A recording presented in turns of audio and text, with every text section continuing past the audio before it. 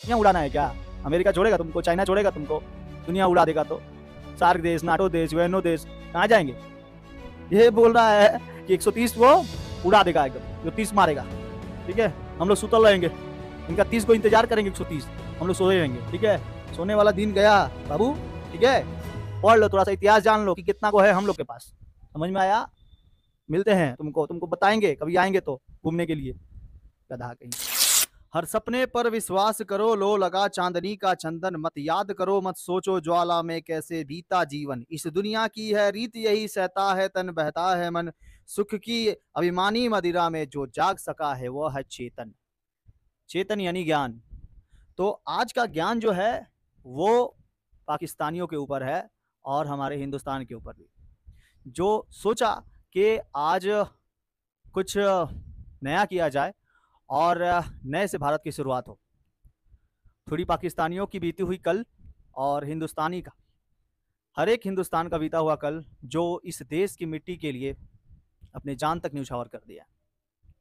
तो उसी दुख भरी यादों को और साहस भरी यादों को फिर से उड़ेलने आया हूं। तो चलिए स्टार्ट करते हैं। जय हिंद। स्टार्ट करते हैं।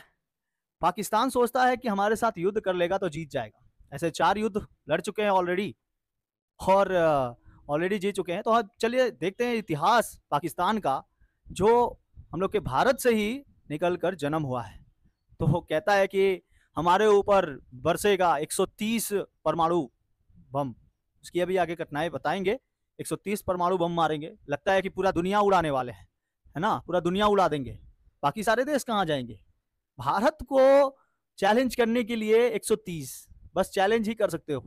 ठीक है, अखंड भारत था भारत, वो तो कुछ लोगों के वजह से ये अखंड भारत टूट गया, खंड खंड हो गया, लेकिन अब नहीं तोड़ पाओगे। एक नई सोच की धारा है, एक युवा की पीढ़ी है, एक युवा धारा है।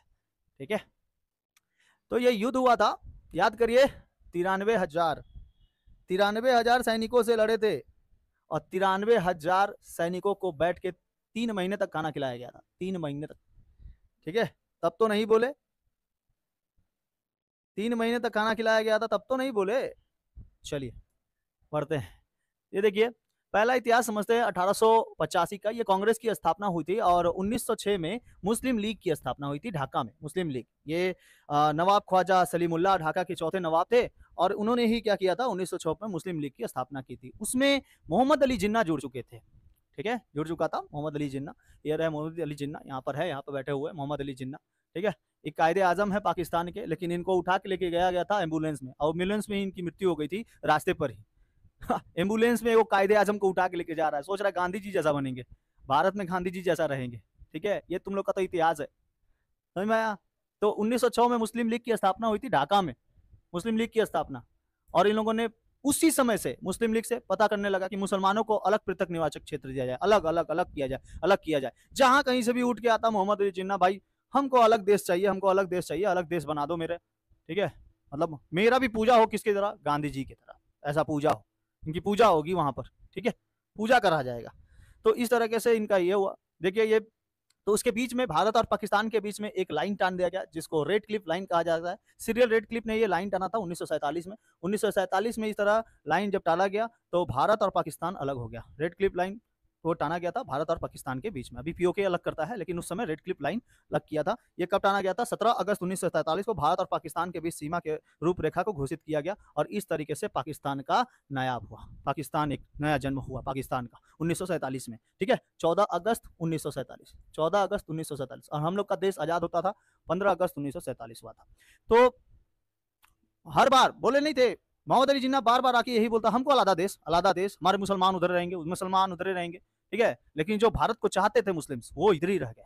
वो भारत को चाहते थे, वो भारतीय के मुसलमान है, वो भारतीय मुसलमान है। ठीक है, हम लोग की एकता बनी रहती थी। और उस तरीके से 14 अगस्त 1947 को पाकिस्तान का आजाद हुआ। और आगे देखिए, तो इस तरीके से the Dawn of Pakistan, Pakistan का होता। और बहुत सारे लोग घर से बेघर हो गए, कुछ लोग पाकिस्तान चले गए, कुछ लोग हिंदुस्तान आ गए। और इस तरीके से 1947 में नया हिंदुस्तान का एक नया नक्शा जारी हुआ। ये नया नक्शा जारी हुआ और कई सारे लोग पलायन कर गए, कई सारे लोग पलायन कर गए। और गांधी जी और मोहम्मद अली जिन्ना, इसी के साथ बवाल हो गया कब? 1947 के बाद, जब जम्मू कश्मीर का इलाका था, तो 3 गो राज्य हम लोग से मिलना नहीं चाहते थे। तो एक जम्मू कश्मीर था, जम्मू कश्मीर अलग अपने से बोलता था, वहाँ के राजा हिंदू थे, लेकिन वहाँ की जनता जो थी वो मुस्लिम्स थे। वो लोग जाना चाहती थी पाकिस्तान। तो राजा हरि सिंह बोले ना हम हिंदुस्तान में रहेंगे ना पाकिस्तान में रहेंगे। पाकिस्तानी क्या कर दिए, जम्मू कश्मीर में आतंकवादी हमले कराने लगे। तो राजा हरि सिंह भागते भागते चले आते हैं चाचा नेहरू के पास। चाचा नेहरू के पास, और नेहरू जी क्या करते हैं, पटेल जी को बोलते हैं, पटेल जी आप कम से कम संभाल लीजिए, जम्मू कश्मीर अपना अभिन्न अंग है। तो बोलते थे कि इनको तो बोला गया था विलय पत्र पर साइन करने को, तो विलय पत्र पर साइन ही नहीं किए। तो 26 अक्टूबर 1947 को विलय पत्र पर ये साइन करते हैं, और उसके बाद ब्रिगेडियर उस्मानी को उस समय भेजा जाता है। ब्रिगेडियर उस्मानी उस समय के सबसे खतरनाक ब्रिगेडियर थे, और उन्होंने कसम खाई थी कि भारत को अलग नहीं होने देंगे। ठीक है, तो उसके बाद लेकिन तब तक ये क्या किया गया था, आतंकवादी, सोचिए आतंकवादी इसी समय से आए हुए थे, आतंकवादी उसी समय से पनप रहे थे पाकिस्तान में। आतंकवादी इस समय तक मतलब यहाँ तक तो आ चुका था, और लाइन ऑफ कंट्रोल ये जो एलओसी था, एलओसी के पास यहाँ पर अपना गिरोह जमा लिया था। जब तक ब्रिगेडियर उस्मानी वहां तक पहुंचते तब तक ये हो गया था पाकिस्तान ऑक्युपाइड कश्मीर, यानी पीओके बन चुका था 1947 में। और इस तरीके से ब्रिगेडियर उस्मानी जिस समय से उसके बाद गए यहाँ पर अपना मोर्चा संभाला, उसके बाद से 1 इंच भी पाकिस्तानी बढ़ नहीं पाए आगे, और पीओके चला गया वहां। ठीक है, तो पीओके लाइन अलग करता है, लाइन ऑफ कंट्रोल हम लोग के भारत और पाकिस्तान की लाइन को अलग करता है, अभी एलओसी है। ठीक है, लाइन ऑफ कंट्रोल। ओके, तो ये रहा ब्रिगेडियर उस्मानी। उसके बाद दूसरा युद्ध हुआ, तो ये पहला युद्ध था 1947। 4 युद्ध लड़े गए, चारों युद्ध में माती खानी पड़ी थी, चारों युद्ध में। एक 1947, फिर 1965। 1965 के युद्ध में ऑपरेशन जिब्राल्टर चलाया गया था। इस समय भी ब्रिगेडियर वीर अब्दुल हमीद 10 सितंबर 1965 को शहीद हुए थे, और 1965 में भारत पाकिस्तान युद्ध के दौरान खेमाकरण में सेक्टर के असल उत्तर की लड़ाई में शहीद हुए थे, जहां उन्होंने 8 पाकिस्तानी टैंकों को नष्ट कर दिया था। एक अकेला व्यक्ति 8 पाकिस्तानी टैंकों को नष्ट कर दिया था। यह है सच्चे मुसलमान हम लोग के देश के। ठीक है, ये सच्चे मुसलमान है। ऐसे बहुत सारे मुसलमानों की, जैसे एपीजे अब्दुल कलाम, उनका तो क्या ही कहना। समझ में आया, देश के लिए जीते हैं, देश के लिए ही मरते हैं, अपने देश के लिए कुछ करते हैं। तो वीर अब्दुल हमीद 10 सितंबर 1965 को शहीद हो गए थे। सलामी देना चाहिए इन लोगों को, ऐसे व्यक्तियों को। और उसी तरह हमारे 1965 के लाल बहादुर शास्त्री जी और अयूब खान के बीच में ये ताशकंद समझौता हुआ था 10 जनवरी 1966 में, और इसमें भी पाकिस्तान हारा था। तो 1947 और 1965 के युद्ध में हार गया। उसके बाद इन लोगों ने और भी कोशिश की, 1971 का युद्ध, तीसरा युद्ध था, बांग्लादेश मुक्ति संग्राम हुआ था, और इसमें 93,000 पाकिस्तानियों ने यहाँ पर भारत का खाना खाया था। भारत का खाना कम हो गया था उस समय। ठीक है, कम तो नहीं हुआ था, लेकिन ये लोग इतना खाए थे और चाप चाप के खिलाया गया था। 93,000 सिलेंडर किए थे सरेंडर, और सरेंडर करने के बाद ये यहीं पे रहे थे। तीनों तरफ से हमला हुआ था, तीनों तरफ से पाकिस्तानियों के ऊपर, तीनों तरफ से। पाकिस्तानियों ने बांग्लादेश पर कब्जा कर लिया था, और बांग्लादेश 1971 में ही प्रधानमंत्री इंदिरा गांधी की वजह से, ठीक है, आजाद हुआ। भारत की वजह से ही आजाद हुआ। और बांग्लादेश अभी हम लोग को आंख दिखा देता है, बांग्लादेश अभी हम लोग को आंख दिखा देता है। छोटा सा बांग्लादेश, बगल में ही पड़ोसी देश, ठीक है, हम लोग को आंख दिखा देता है। याद करिए, भोज आक्रमण, भोज पे आक्रमण हुआ, भोज पे। उसके बाद हर जगह से, तीनों जगहों से कब्जा किया गया था, तीनों जगहों से। उसके बाद 1990 को तीनों जगहों से कब्जा करने का मतलब है नेवी भी कब्जा किया था, नेवी भी, एयरफोर्स भी, और आर्मी का तो क्या ही कहना। 120 जवान लेकर कूद गए थे बॉर्डर लाइन पे जैसलमेर में। ठीक है, जैसलमेर में 120 जवान लेकर 10,000 सैनिकों को। तो तीनों तरफ से युद्ध हुआ था, तीनों तरफ से युद्ध मारे इस बार भी, तीनों तरफ से युद्ध हो तो एकदम सामना सामनी, वध कहलाता है वो, मर्डर नहीं कहलाता है, वध कहलाता है। तुम हमारे ऊपर अत्याचार करोगे, हम तुमको छोड़ देंगे, वध कहलाता है। उसके बाद 1999 में कारगिल, ठीक है, कारगिल युद्ध हुआ। कारगिल में भी हम ही लोग जीते। युद्ध लड़ेंगे हम लोग के साथ, युद्ध नहीं लड़ पाओगे, सोया नहीं है भारत, अभी नहीं लड़ पाओगे। ठीक है, ये देखो, इतिहास आके पढ़ो, 4 को युद्ध हार गए हो, 5वां भी युद्ध हारने का मतलब है तो बताओ, 5वां भी युद्ध, सीना जोड़ी कर लो ना यार। ठीक है, बच्चा यहाँ पे जानता है पाकिस्तान कैसा देश है, जानता है। बस वही कर पाओगे, आतंकवादी हमला कर पाओगे, आतंकवादियों से। ठीक है, और उनको भी ढूंढ ढूंढ के मारा जाएगा, ये वादा है, ढूंढ ढूंढ के मारा जाएगा। प्रथम परमवीर चक्र मेजर सोमनाथ शर्मा, बलिदान दिवस 3 नवंबर 1947 को। मेजर सोमनाथ शर्मा का आखिरी रेडियो संदेश था, क्या संदेश था सुनो, मैं 1 इंच पीछे नहीं हटूंगा। सोमनाथ शर्मा कह रहे हैं, मैं 1 इंच पीछे नहीं हटूंगा और तब तक लड़ता रहूंगा जब तक कि मेरे पास आखिरी जवान और आखिरी गोली है। ये दिल में जिगरा है, आखिरी गोली रहेगी तब तक लड़ते रहेंगे, आखिरी कतरा कतरा बूंद का रहेगा तब तक लड़ते रहेंगे, ठीक है, और नेस्तो नाबूद कर दिया जाएगा, ठीक है।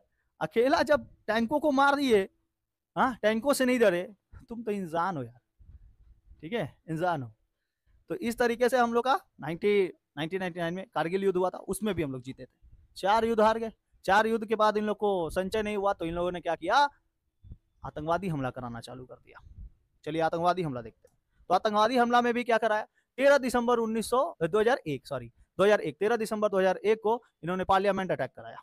पार्लियामेंट अटैक में भी हम लोग के जवानों ने खूब इसका विरोध किया और बढ़िया से डट कर सामना किया हमारे जवानों ने, ठीक है, मार के चारों आतंकवादियों को बेहाल कर दिया एकदम खतरनाक।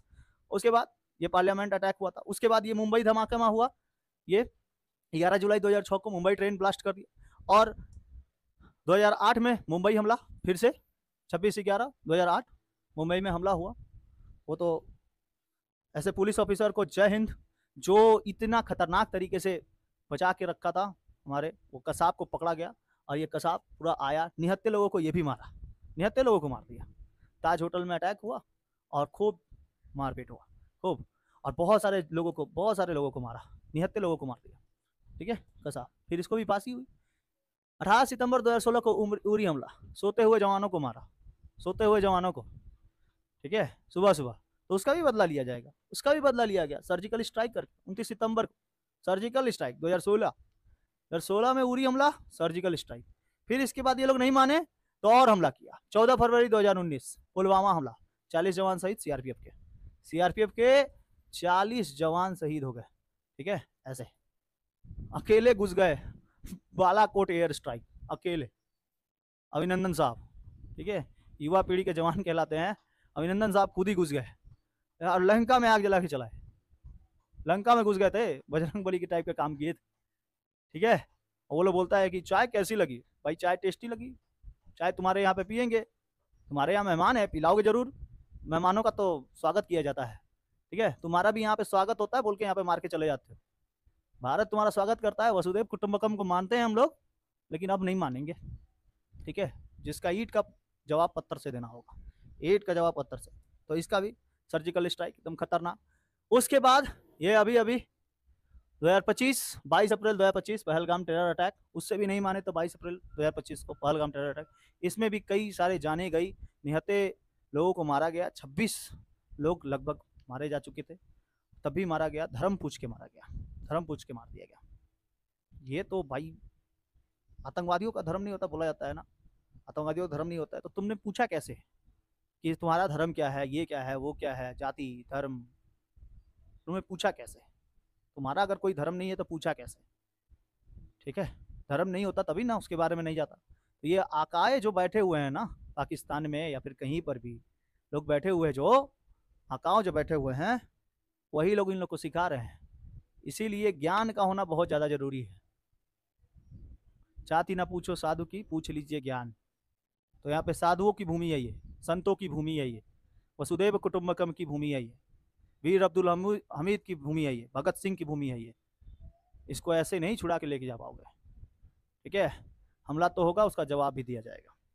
पहलगाम टेरर अटैक हुआ, अभी इस सब के ऊपर विक्टिम्स चल ही रहे हैं, और कहीं ना कहीं हम लोग के इंटेलिजेंस भी फेलियर है, आईबी रॉ, पता नहीं ये लोग सरकारी नौकरी पे बैठ के, एक बार बैठ के सरकारी नौकरी पे तो बस हो गया काम खत्म, मेरा देश के अलावा कुछ नहीं है, और मतलब देश के विरुद्ध या फिर देश के लिए काम करना है, ये समझ में नहीं आता क्या काम करते हैं ये लोग, फेलियर है, हमारा आईबी फेलियर है। पता नहीं चलता है कि पहलगाम जैसा ऐसा टेररिस्ट इलाका है, वो भी पहलगाम, उरी, ठीक है, पठानकोट, ये सब टेररिस्ट इलाके हैं, पता नहीं वहां पर कैसे इतना बड़ा फेलियर हो गया। जब जानते हैं कि अमरनाथ यात्रा चालू होने वाली है, वहाँ पे बहुत सारे यात्री लोग घूमने जाएंगे, पहलगाम से ही स्टार्ट होता है अमरनाथ यात्रा, फिर भी आपने वहाँ पर कोई भी पुलिस और आर्मी नहीं रखा। इतनी ज़्यादा लाखों में करोड़ों में हम लोग के पूरे आर्मी है, एयरफोर्स है, नेवी है, पारामिलिट्री की कुछ फोर्सेस हैं, आप लोग को रखना चाहिए था, लेकिन नहीं रखे, ये भी सबसे बड़ा फेलियर है। कई सवाल तो इस लोग के ऊपर उठाए जा रहे हैं कि इन लोगों ने किया क्या। भाई इतना ज़्यादा डीआरडीओ ड्रोन बनाया हुआ है, ड्रोन से उसकी तलाशी करिए, और वो आतंकवादी मार के भाग कहाँ गए पता तक नहीं चला, अभी तक पता नहीं चला। इससे अच्छे तो वो कचड़े चुनने वाले हैं, वो लोग बता देते हैं कि देखिए यहाँ पर कुछ रखा हुआ है, हम लोग को मिला कचड़ा चुनते हुए, ठीक है। बिन पैसे के काम करते, कम दाम में अच्छा काम करके चले जाते हैं, समझ में आया? तो जो ओहदे पे बैठ जाता है ना, बहुत बड़े पद पर, वो सोचता है कि बस मेरा काम हो गया, इतना ही काम था। और अभी तक हम लोग की इंटेलिजेंस पता नहीं लगा पाई है कि गए कहाँ आतंकवादी, मार के भाग भी गए, किसी ने पता नहीं लगाया, इतना वीडियोस बने नहीं, पता नहीं लगा।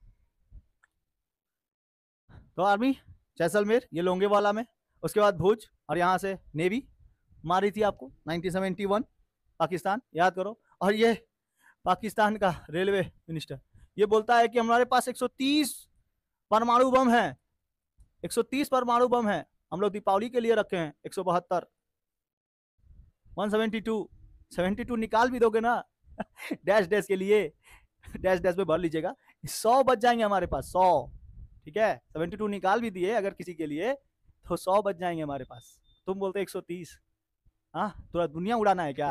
अमेरिका छोड़ेगा तुमको, चाइना छोड़ेगा तुमको, दुनिया उड़ा देगा तो? सार्क देश, नाटो देश, यूएनओ देश कहाँ जाएंगे? ये बोल रहा है कि 130 को उड़ा देगा एकदम, जो 30 मारेगा, ठीक है। हम लोग सुतल रहेंगे, इनका 30 को इंतजार करेंगे, 130 हम लोग सोए रहेंगे, ठीक है। सोने वाला दिन गया बाबू, ठीक है। पढ़ लो, थोड़ा सा इतिहास जान लो कि कितना को है हम लोग के पास, समझ में आया?